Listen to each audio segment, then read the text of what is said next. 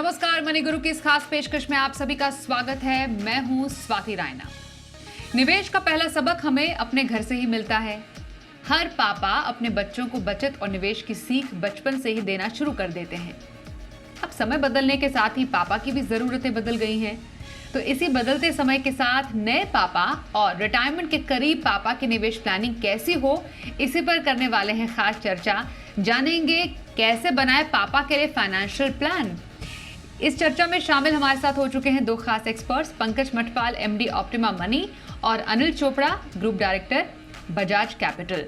स्वागत करते हैं पंकज जी और अनिल जी, आप दोनों का ही मनी गुरु के आज के इस खास कार्यक्रम में। बहुत ही इम्पॉर्टेंट आज का टॉपिक है और आप दोनों के भी दिल के बेहद ही करीब होगा ये, क्योंकि हम फादर्स की बात कर रहे हैं। पापा कैसे अलग अलग स्टेजेस से गुजरते हैं, उनकी अपनी ज़रूरतें क्या होती हैं, उनके बच्चों की ज़रूरतों को वो अपनी ज़रूरतें कैसे बनाते हैं, और फिर रिटायरमेंट के बाद की जो प्लानिंग है वो एक सीनियर सिटीजन फादर के लिए कैसी हो, इस पर हमारा खास फोकस आज रहने वाला है। इसलिए कुछ लक्ष्यों को पहले ज़रा समझते हैं। हम चाहेंगे कि इस पूरे शो में हम स्टेज वाइज जो किसी एक फादर की ज़िंदगी में अलग अलग स्टेजेस आते हैं उसके लिहाज से डिस्कस करें। शुरुआत एक नए फादर के स्टेज से करते हैं।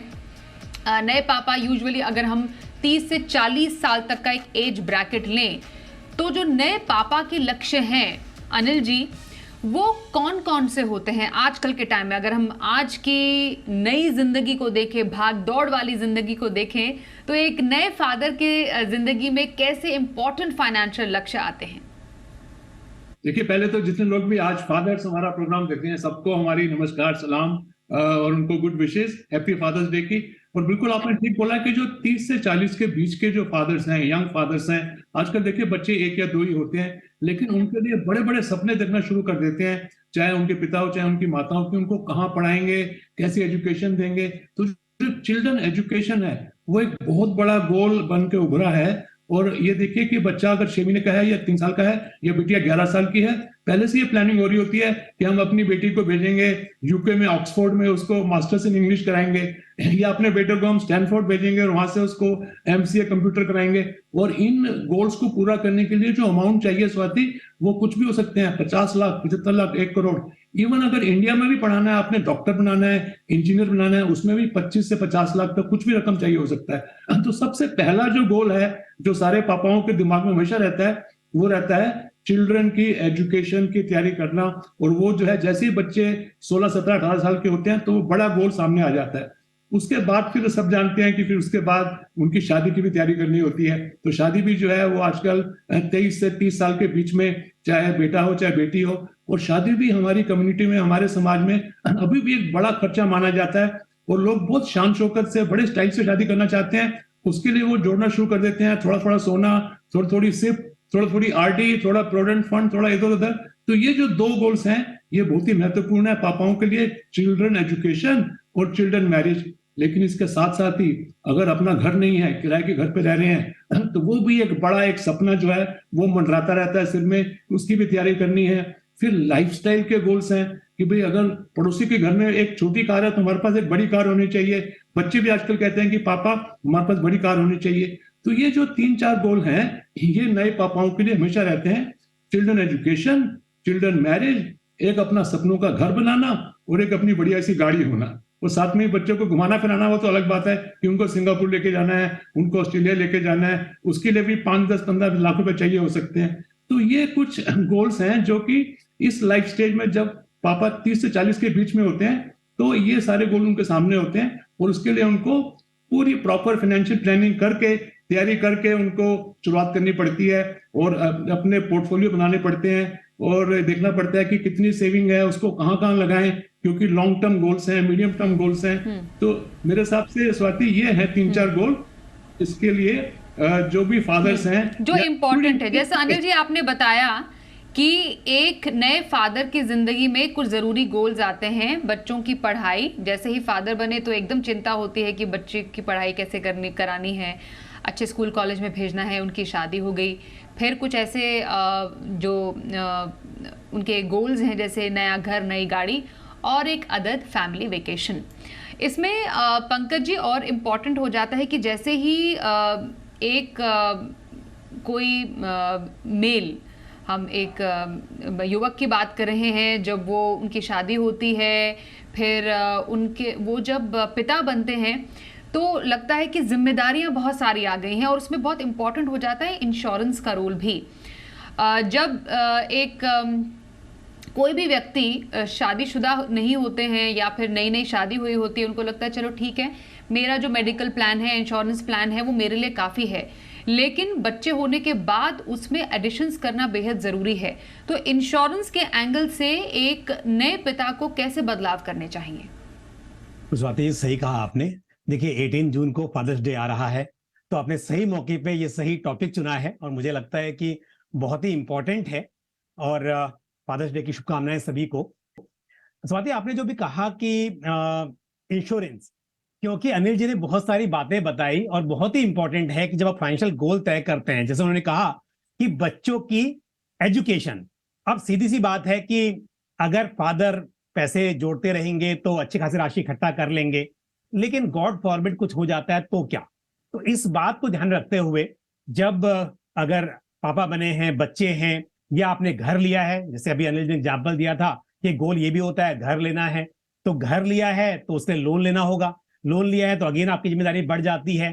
तो इसके लिए ये बहुत जरूरी है, जब भी आप फाइनेंशियल प्लानिंग कर रहे हैं तो इंश्योरेंस बहुत ही इंपॉर्टेंट हो जाता है। और ऐसी स्थिति में जो हम बात करें 30 से 40 साल की उम्र, क्योंकि ये ऐसी इंपॉर्टेंट एज है जहां पर आप सभी गोल के लिए प्लानिंग करते हैं, यानी कि बच्चों की चाहे पढ़ाई की बात हो, उनकी शादी के लिए आप पैसे इकट्ठा कर रहे हो, या फिर घर लेना, गाड़ी लेना, जो भी आप चीजें कर रहे हैं, बट ये सब तब है जब आप इनकम अर्न करते रहेंगे, पैसे इकट्ठा करते रहेंगे। लेकिन अगर कुछ हो गया गॉड फॉरबिड उस टाइम के बीच में, तो ऐसा नहीं है कि इन चीजों के लिए खर्चा रुक जाएगा। बच्चों की एजुकेशन भी होनी चाहिए, चाहे पिता रहे या ना रहे बदकिस्मती से, तो भी वो जो गोल सोचे हैं पिता ने अपने बच्चों के लिए या परिवार के लिए, वो वैसे ही पूरे होने चाहिए। तो इसके लिए बिल्कुल सही कहा आपने स्वाति कि इंश्योरेंस लेना, चाहे हेल्थ इंश्योरेंस की बात हो, क्योंकि हेल्थ इंश्योरेंस बहुत ही इंपॉर्टेंट है। अगर बाय द वे खर्चा होता है तो जो गोल के लिए आप पैसे इकट्ठा कर रहे हैं, उस पैसे को अस्पताल में अगर भर्ती हो गए तो वहां खर्चा हो जाएगा, तो इसके लिए हेल्थ इंश्योरेंस इंपॉर्टेंट है। और बाकी जैसे मैंने कहा कि अगर समय मृत्यु होती है तो उस केस में गोल अचीव करना मुश्किल हो जाता है, तो इसके लिए भी लाइफ इंश्योरेंस जरूरी है। तो हेल्थ इंश्योरेंस, लाइफ इंश्योरेंस और बाकी भी जो इंश्योरेंस कवर्स हैं, उसके बारे में भी बिल्कुल यहाँ पर प्लानिंग करनी चाहिए। बिल्कुल, तो बहुत सारे गोल्स की प्लानिंग करनी चाहिए इस स्टेज पर। साथ ही पंकज जी, 30 से 40 साल के इस पड़ाव में एक नए पापा के लिए जो जिक्र किया अनिल जी ने कि कैसे फाइनेंशियल प्लानिंग की जरूरत है, कुछ ऐसे फंड्स जो आपकी नज़र में इस पूरी फाइनेंशियल जर्नी में अलग अलग गोल्स के लिए काम आ सकते हैं? बिल्कुल स्वाति, देखिए ये यंग एज है, तो दो चीजें हैं। एक तो जो गोल हम बात कर रहे हैं, बच्चों की एजुकेशन हो, अपना रिटायरमेंट हो, बच्चों की शादी हो, ये सब महंगे वाले खर्चे हैं, मतलब इनके लिए काफी बड़े अमाउंट की जरूरत पड़ती है और आपके पास समय भी लंबा है, एज भी यहाँ पर यंग है। तो ऐसे में पहली बात तो ये है कि आपका इक्विटी एलोकेशन जो है वो ज्यादा होना चाहिए। वैसे तो एसेट एलोकेशन इंपॉर्टेंट होता है, लेकिन मैं सजेस्ट करूंगा कि यहाँ पर आप ज्यादा निवेश इक्विटी फंड्स में करें। और दूसरी बात, क्योंकि लंबा समय है, तो यहाँ पर मिड कैप, स्मॉल कैप, इस तरह के फंड्स भी अपने पोर्टफोलियो में ऐड किए जा सकते हैं। तो आदित्य बिरला सन लाइफ मल्टी कैप फंड, ये एक मल्टी कैप फंड, यानी कि आपका जो निवेश है वो large cap, mid cap, small cap, सभी तरह के मार्केट कैप वाले शेयर्स में रहेगा। डाइवर्सिफाइड कैटेगरी है। साथ ही Motilal Oswal mid cap fund, ये शामिल करें अपने पोर्टफोलियो में। और साथ ही जैसा मैंने कहा कि लंबा वक्त है और यंग है तो रिस्क भी ले सकते हैं, तो एक्सिस स्मॉल कैप फंड, ये फंड भी आपको अपने पोर्टफोलियो में रखना चाहिए। तो इस तरह से mid cap fund, small cap fund और साथ ही मल्टी कैप फंड की मैंने यहाँ पर सलाह दी है। ओके, तो पंकज जी ने कुछ फंड्स यहाँ पर सजेस्ट किए।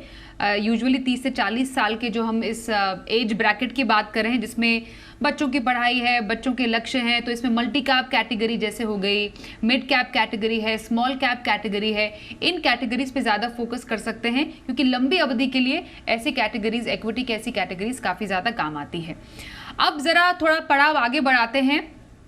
50 से 60 साल यूजुअली हम देखते हैं कि 30 से 40 और 40 से 50 के बीच में आमतौर पर जो गोल्स होते हैं वो लगभग एक ही होते हैं, क्योंकि धीरे धीरे लेट मैरिजेस होने की वजह से या जो पूरा जो एक लाइफस्टाइल चेंज हुआ उसकी वजह से जो चीज़ें हैं वो धीरे धीरे बदली हैं, लाइफस्टाइल बदला है। लेकिन जो निर्णायक साल आ जाता है वो 50 से 60 साल के बीच में है अनिल जी।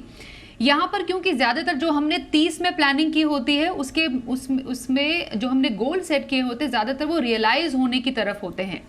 तो यहाँ पर कितनी बदलनी चाहिए किसी की प्लानिंग, जब हम यूजुअली 50 से 60 के बीच में होते हैं, और 60 तो हम रिटायरमेंट की ऑफिशियली एज मानते हैं, पर जो ये प्री रिटायरमेंट स्टेज है 50 to 60 का, इसमें कैसे पोर्टफोलियो में एक पापा बदलाव करें?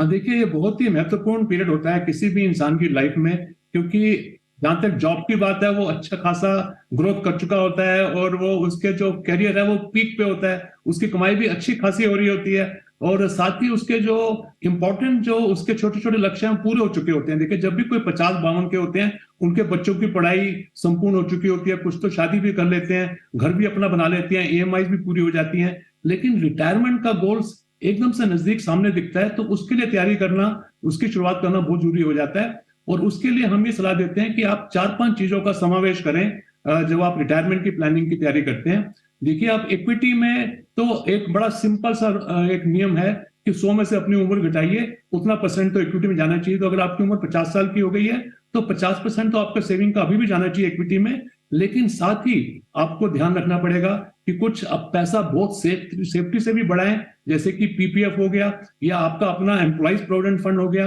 वहां पे आप वॉलंटरी कंट्रीब्यूशन भी कर सकते हैं। और एक जो बहुत ही बढ़िया स्कीम जो सरकार ने निकाली हुई है पिछले कुछ सालों से, जिसको हम NPS बोलते हैं, नेशनल पेंशन स्कीम, उसका समावेश करना भी जरूरी है। उससे टैक्स में भी छूट मिलती है, साथ में उसमें मार्केट्स के बेनिफिट भी मिलता है, उसके एक्सपेंस रेशियोज भी कम होते हैं और उसकी टैक्स एफिशिएंसी भी हाई होती है, और साथ में उससे पेंशन भी अच्छी खासी मिलती है। इसके अलावा कुछ deferred tax free annuity plans हैं, जिसमें आप कुछ रकम अभी, क्योंकि आप कमा रहे हैं और आपके अभी 8-10 साल बाकी हैं वर्किंग लाइफ के, और आपकी जो करियर है पीक पे, आपकी तनख्वाह अच्छी हो गई है, खर्चे जो हैं वो ज्यादा अब नहीं बढ़ रहे हैं, खर्चे ऑलमोस्ट खत्म हो चुके हैं आपके, तो आप कुछ अच्छे deferred tax free annuity plan भी ले सकते हैं, जिससे कि जब आप रिटायरमेंट की लाइफ में पहुंचे तो वहां पे आपकी एक कंटिन्यूअस टैक्स फ्री इनकम का एक स्ट्रीम बना रहे। तो ऐसे करके ये 4-5 चीजें जो हैं इनका एक समावेश होना चाहिए कि म्यूचुअल फंड्स में आप जो है अपना एक अच्छा पोर्टफोलियो बनाएं और उसमें large cap, mid cap, multi cap, कुछ वैल्यू फंड्स, कुछ स्मॉल कैप फंड का टोटल रखें। इसके साथ में PPF में भी पैसा जोड़ें, और EPF अगर आपका है वहां पे भी आप वॉलंटरी प्रोविडेंट फंड से एक्स्ट्रा जोड़ें, NPS में निवेश करते चलें, टैक्स भी बचाते चलें, और साथ ही साथ आपके इंश्योरेंस प्लान जो है टर्म प्लान के अलावा deferred tax free annuity plan भी लें। और जब रिटायरमेंट नजदीक आ जाती है तब तो स्वाति, आप हमने पहले भी कई दफा बोला है कि SWP का सहारा लें, सिस्टमेटिक विड्रॉल प्लान का। उसके बारे में अगर आप कहेंगे तो हम डिटेल में चर्चा करेंगे, लेकिन अगर आप अभी 50 साल के हैं, अभी आप निवेश कर रहे हैं, उस पर जिक्र करूंगी SWP का अनिल जी, बिल्कुल, क्योंकि हम रिटायरमेंट प्लानिंग के स्टेज पर अभी हैं, जब वो रियलाइज होगा वो गोल, उस पर हम थोड़ी देर में चर्चा करेंगे। लेकिन क्योंकि आपने बहुत इंपॉर्टेंट रिटायरमेंट प्लानिंग की बात की, ये जो 40 to 50 का स्टेज है, अब तभी से हमको लगने लगता है कि हमें एक प्रॉपर अब इसका प्लान बनाना चाहिए। इस स्टेज पर जो आपने कहा कि इक्विटी और डेट का एलोकेशन काफ़ी इंपॉर्टेंट है, और कुछ आपने कैटेगरीज का भी जिक्र किया।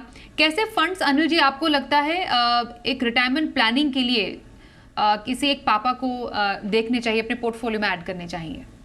देखिए, जो हाइब्रिड कैटेगरी है फंड्स की, जिनको हम बैलेंस एडवांटेज फंड्स भी बोलते हैं, जिसमें 65% तक तो एक रहता है इक्विटी में, बैलेंस रहता है डेट में, तो उसका एक समावेश करना चाहिए आपको। हम कुछ फंड सुझा देते हैं यहाँ पे, जैसे कि ICICI प्रूडेंशियल का बैलेंस एडवांटेज फंड है, या Tata large and mid cap fund है, निप्पॉन इंडिया का मल्टी कैप फंड भी एक मल्टी कैप कैटेगरी जो है वो बहुत ही एक पॉपुलर कैटेगरी बनकर उभरी है, जिसमें सारी कंपनीज के आपको डाइवर्सिफिकेशन का फायदा मिलता है। इसके अलावा HDFC का मिड कैप अपॉर्चुनिटीज फंड है, जो कि अपनी कैटेगरी में टॉप क्वार्टाइल में कंटिन्यूअसली चल रहा है कई वर्षों से, और वो जनता का बहुत ही फेवरेट है।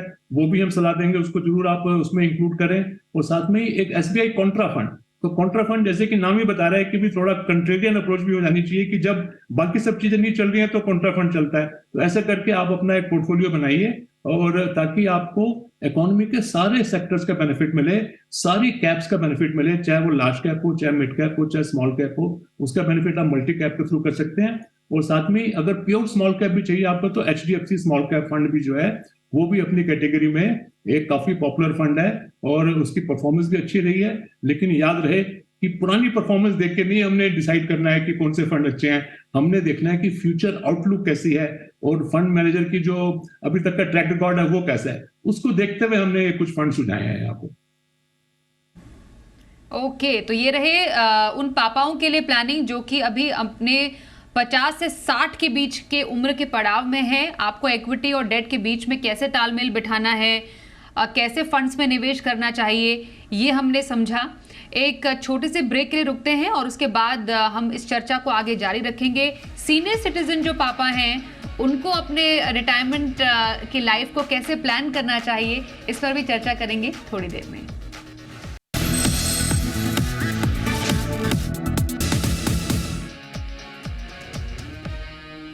आज के शो में हम करा रहे हैं पापा की फाइनेंशियल प्लानिंग। नए पापा हो या फिर सीनियर सिटीजन, कैसे उम्र के अलग अलग पड़ाव में एक फादर को अपनी फाइनेंशियल प्लानिंग करनी चाहिए, ये समझ रहे हैं पंकज मटपाल और अनिल चोपड़ा जी से। ओके, आइए अब जरा रुक कर लेते हैं सीनियर सिटीजन पापा की ओर। पंकज जी, जैसे हमने शो की शुरुआत में बोला, जो एक नए पापा होते हैं उनकी लाइफ के अलग लक्ष्य होते हैं कि उनको अपने उम्र के जो 30 साल है, अगर हम 30 साल आगे बढ़ाएं 60 साल तक, तो वो कैसे प्लान करने हैं। लेकिन जो एक सीनियर सिटीजन पापा होते हैं उनको अपने 60 के बाद की जिंदगी को प्लान करना होता है एकदम बेफिक्र तौर पर। तो लक्ष्य कितने बदल जाते हैं एक सीनियर सिटीजन पापा के लिए? स्वाति, देखिए 60 इयर्स की एज आते आते अपने गोल अचीव हो चुके होते हैं। आपका घर का जो लोन की EMI होती है वो भी पूरी हो चुकी होती है, लोन पूरा रिपे हो चुका होता है अक्सर, जहां अगर आपने बहुत लेट लोन ना लिया हो। रिटायरमेंट हो चुका होता है, 60 इयर्स की एज है। बच्चों की एजुकेशन, उनकी शादी भी ज्यादा करके आप देखेंगे कि इस वक्त तक पूरा हो चुका होता है। अब यहाँ पर जो सबसे बड़ी जिम्मेदारी होती है वो यही होती है कि जिंदगी भर जो पैसा कमाया है, इकट्ठा किया है, उस पैसे पर आगे की जो जिंदगी है वो आसानी से चल सके, आपका लाइफस्टाइल मेंटेन हो सके। और इसके लिए जरूरी है कि जो पैसा आपने इन्वेस्ट किया है एक तो सुरक्षित हो। जब हम बात कर रहे थे 30 से 40 साल की, वो यंग एज थी, तो उसमें आप मिड कैप, स्मॉल कैप, सभी तरह के और इक्विटी एलोकेशन ज्यादा, ये सब बातें हमने की। लेकिन जैसे ही आप 50 से 60 के बीच आते हैं, उसी वक्त अच्छा होता है कि आप थोड़ा थोड़ा अपना जो एलोकेशन है वो इक्विटी से डेट में करते जाएं, हाइब्रिड में आए। और हम बात करें अगर 60 साल की, तो यहां पर क्योंकि अब आप सीनियर सिटीजन हो गए हैं, तो पहली बात तो गवर्नमेंट की कुछ स्कीम्स जैसे कि सीनियर सिटीजन सेविंग्स स्कीम है, यहां पर आप इन्वेस्ट कर सकते हैं। और अगर हम आप फिलहाल की बात करें तो 8.20% सालाना उस पर ब्याज मिल रहा है। 30 लाख की लिमिट है, जो कि मतलब पहले 15 लाख होती थी, बढ़ाकर 30 लाख कर दी है 1 अप्रैल से। तो इस तरह की स्कीम में जरूर निवेश करना चाहिए क्योंकि पैसा सुरक्षित है आपको यहां पर, और गवर्नमेंट की स्कीम है इस हिसाब से। लेकिन साथ ही ये भी समझना जरूरी है कि इस तरह की स्कीम में इन्वेस्ट करना तो अच्छा है, बट पैसा बहुत तेजी से बढ़ेगा नहीं। और हम बात कर रहे हैं 60 साल की, और आजकल जो उम्र है काफी, क्योंकि मेडिकल या हेल्थ केयर बहुत सारी फैसिलिटीज हैं, तो उम्र काफी लंबी लोग जीते हैं। तो ऐसे में आपका पैसा थोड़ा बढ़ना भी चाहिए। तो ये भी जरूरी है कि आपके पोर्टफोलियो में इक्विटी भी शामिल हो, बिल्कुल मतलब थोड़ा सेफ्टी भी रहे, पैसा बढ़े भी। तो ऐसे में बैलेंस एडवांटेज फंड, जो कि मतलब एक हाइब्रिड कैटेगरी है, उस तरह के फंड शामिल हो सकते हैं, या दूसरे कंजर्वेटिव हाइब्रिड फंड भी आप शामिल कर सकते हैं। साथ ही कुछ डेट ओरिएंटेड फंड्स भी आपको शामिल करने चाहिए, जहां पर थोड़ा आप उम्मीद करें कि FD के मुकाबले थोड़े बेहतर रिटर्न मिल सके। तो इस तरह से सेफ्टी भी, लेकिन साथ में यह भी ध्यान रहे कि अपना पैसा लंबे वक्त तक चल सके। और दूसरी बात, जैसे मैंने कहा कि सीनियर सिटीजन सेविंग स्कीम, वहां पर तो आपको क्वार्टरली इंटरेस्ट मिलता ही है, लेकिन म्यूचुअल फंड्स में SWP के जरिए आप अपना कैश फ्लो मैनेज कर सकते हैं। तो SWP जो है ये भी बहुत अच्छा तरीका है, आप अपने म्यूचुअल फंड में पैसा पर मैं जिक्र करती हूँ, लेकिन आपने क्योंकि इक्विटी निवेश की यहाँ पर खास चर्चा की है पंकज जी, इसलिए उस पर मैं आपसे जानना चाहती हूँ कि आपने कहा कि बैलेंस एडवांटेज फंड हो गया या फिर हाइब्रिड कैटेगरी के कुछ फंड्स हैं 60 के बाद इक्विटी निवेश के लिए सही माने जाते हैं। इस कैटेगरीज के पंकज जी कुछ फंड्स आप बताएंगे हमारे उन सीनियर सिटीजन फादर्स को जो कि ऐसे किसी फंड में निवेश करना चाहेंगे? बिल्कुल। आपने सही कहा, क्योंकि यहाँ पर थोड़ा सा मतलब आपका पोर्टफोलियो स्टेबल रहे, इसके लिए हाइब्रिड कैटेगरी और डेट कैटेगरी का सुझाव मैंने दिया है। और यहाँ पर ICICI prudential balance advantage fund, ये इस कैटेगरी का अच्छा फंड है। साथ ही आदित्य बिरला सन लाइफ बैलेंस एडवांटेज फंड, ये भी कंसिडर किया जा सकता है। और प्योर डेट की जो मैंने बात की थी कि बिल्कुल सेफ भी रहे पैसा, तो उसके लिए Nippon India short term fund, ये भी आप अपने पोर्टफोलियो में शामिल कर सकते हैं। ओके। और जो सबसे ज्यादा चर्चा यहाँ पर हो रही है, जिसका पंकज जी और अनिल जी दोनों ने जिक्र किया, वो SWP है। तो इसलिए अनिल जी आप से मैं से पहले समझ लेती हूँ, SWP क्यों रेगुलर आय के लिए SWP सबसे बेहतरीन विकल्प माना गया है? देखिए, पहले तो सबको बता दें कि SWP का फुल फॉर्म क्या है। SWP का मतलब है सिस्टमेटिक विड्रॉल प्लान।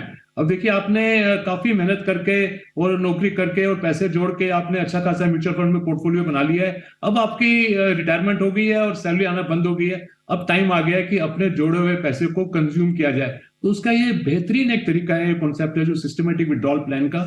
इसका सिस्टम क्या है कि आप चुनते हैं कि कौन सी तारीख को आपको कितना पैसा चाहिए आपके बैंक में। आपका अपना ही पैसा है, आप चुनेंगे कि पहली तारीख को 50,000 या 5 तारीख को 80,000, जो भी आपकी रिक्वायरमेंट है उसके हिसाब से आप म्यूचुअल फंड को इंस्ट्रक्शन देते हैं। और जो आपने अमाउंट चुना, जो आपने तारीख चुनी, उस तारीख को वो अमाउंट गोली की तरह, बुलेट की तरह वो आपके बैंक अकाउंट में आ जाता है। और आपको लगता है कि भाई आपकी तो सैलरी बंद ही नहीं हुई, जैसे आपकी तो पेंशन लग गई है। तो ये एक SWP का बहुत बड़ा फायदा है कि any time regular cash flow. और अब इसमें यह है कि लोग सोचते हैं कि ये ना हो कि हमारे अपने पैसे खत्म हो जाए, तो उसके लिए जरूरी है कि आप फाइनेंशियल प्लानर के सलाह करके ये तय करें कि कितना अमाउंट हर महीने निकालना आपके लिए ठीक रहेगा कि आपकी जो प्रिंसिपल अमाउंट है वो उसमें कमी ना आ जाए। तो उसके लिए हम ये सलाह देते हैं कि अगर आपकी रिटर्न जो है वो 8-9% की आ रही है, तो आप SWP के जरिए जो है 6-7% निकालें साल का, ताकि आपकी जो प्रिंसिपल अमाउंट है उसमें कुछ कमी ना आए और वो पैसा बढ़ता ही रहे। क्योंकि याद रहे कि आज हो सकता है आपको चाहिए 1 लाख रुपए महीने का, आपको गुजारा हो जाए, लेकिन 4-5 साल के बाद इन्फ्लेशन की वजह से वो बढ़ के 1.25 लाख हो जाएगा। तो उसके लिए जरूरी है कि कुछ पार्ट आपका ऐसा भी रहे जो इक्विटी फंड्स में पड़ा रहे और बढ़ता रहे। तो SWP का एक तो ये फायदा है कि रेगुलर कैश फ्लो, और दूसरा बड़ा फायदा स्वाति यह है कि एनी टाइम लिक्विडिटी। देखिए, लिक्विडिटी की रिक्वायरमेंट बहुत बढ़ जाती है रिटायरमेंट के बाद, क्योंकि कोई भी इमरजेंसी कभी भी आ सकती है, पर्टिकुलरली मेडिकल की। तो SWP जब आप रखते हैं म्यूचुअल फंड्स में, फंड्स तो SWP के लिए आप जो सजेस्ट करना चाहेंगे हमारे दर्शकों को? हाँ, देखिए, जो फंड्स हैं वो तो मिलते जुलते हैं, जो पंकज जी ने भी बोले। बैलेंस एडवांटेज फंड कैटेगरी में ICICI prudential advantage fund, HDFC balance advantage fund, Kotak balance advantage fund. इसके अलावा हम इक्विटी सेविंग फंड्स भी सजेस्ट करेंगे, उसका भी आप समावेश कर सकते हैं। तो ऐसे करके आप एक अपना पोर्टफोलियो बनाइए 4 से 5 फंड्स का। ये कोटक इक्विटी सेविंग फंड्स हो गया।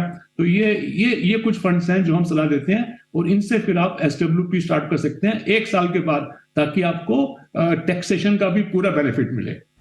और एनी टाइम लिक्विडिटी में बता ही रहा था आपको कि कभी भी आप चाहें तो अपना पैसा वापस ले सकते हैं 2 दिन के नोटिस पे, चाहे 100% चाहे 10%, जितना भी चाहिए आपको। तो ये एक बहुत बड़ा बेनिफिट है जो कि सीनियर सिटीजन सेविंग स्कीम में नहीं होता है, या बॉन्ड्स में, या दूसरे जो फिक्स इनकम इंस्ट्रूमेंट्स होते हैं। तो ये SWP का आपने बेहतरीन फायदा बताया, जो कि तमाम जो सीनियर सिटीजन फादर है वो ले सकते हैं। चर्चा तो हम और भी आगे ज्यादा बढ़ाना चाहते थे, क्योंकि जो हमारे जो पिता हैं, हमारे फादर हैं, जो हमारे लिए करते हैं, उसको हम वापस तो नहीं दे सकते, लेकिन बस कोशिश हमारी यही रहती है कि हम कैसे उनकी फाइनेंशियल जो लाइफ है वो बहुत ही ज़्यादा स्ट्रांग रहे, उसमें हम आप जैसे एक्सपर्ट्स की मदद लें और वो उसी तरह से अपने फाइनेंशियल प्लान को आगे बढ़ाए, चाहे उम्र के किसी भी पड़ाव में क्यों ना हो वो। इसलिए इसके लिए बहुत धन्यवाद हम करेंगे अनिल जी आपका, पंकज जी आप दोनों का ही हमारे साथ इस खास कार्यक्रम में शामिल होने के लिए। मनी गुरु में बस इतना ही, वक्त एक ब्रेक का हो गया है। देखते रहिए जी बिजनेस।